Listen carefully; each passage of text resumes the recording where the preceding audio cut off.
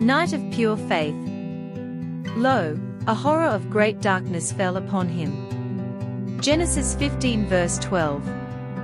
The sun at last went down, and the swift, eastern night cast its heavy veil over the scene. Worn out with the mental conflict, the watchings, and the exertions of the day, Abraham fell into a deep sleep, and in that sleep, his soul was oppressed with a dense and dreadful darkness, such as almost stifled him, and lay like a nightmare upon his heart. Do you understand something of the horror of that darkness? When some terrible sorrow, which seems so hard to reconcile with perfect love, crushes down upon the soul, wringing from it all its peaceful rest in the pitifulness of God, and launching it on a sea unlit by a ray of hope, when unkindness and cruelty maltreat the trusting heart, till it begins to doubt whether there be a God overhead who can see and still permit, these know something of the horror of great darkness. It is thus that human life is made up, brightness and gloom, shadow and sun, long tracts of cloud, succeeded by brilliant glints of light, and amid all divine justice is working out its own schemes, affecting others equally with the individual soul which seems the subject of special discipline.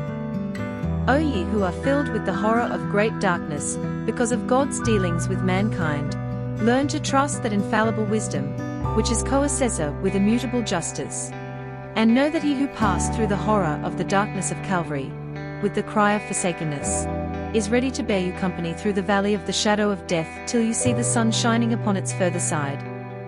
Let us, by our forerunner, send forward our anchor, hope, within the veil that parts us from the unseen, where it will grapple in ground and will not yield, but hold until the day dawns, and we follow it into the haven guaranteed to us by God's immutable counsel. F.B. Maya. The disciples thought that angry sea separated them from Jesus. Nay, some of them thought worse than that. They thought that the trouble that had come upon them was a sign that Jesus had forgotten all about them, and did not care for them. Oh, dear friend, that is when troubles have a sting, when the devil whispers, God has forgotten you, God has forsaken you, when your unbelieving heart cries, as Gideon cried, if the Lord be with us, why then is all this befallen us? The evil has come upon you to bring the Lord nearer to you. The evil has not come upon you to separate you from Jesus, but to make you cling to him more faithfully, more tenaciously, more simply. F. S. Webster, M.A. Never should we so abandon ourselves to God, as when he seems to have abandoned us. Let us enjoy light and consolation when it is his pleasure to give it to us, but let us not attach ourselves to his gifts, but to himself, and when he plunges us into the night of pure faith, let us still press on through the agonizing darkness. Oh, for faith that brings the triumph, when defeat seems strangely near. Oh, for faith that brings the triumph into victory's ringing cheer.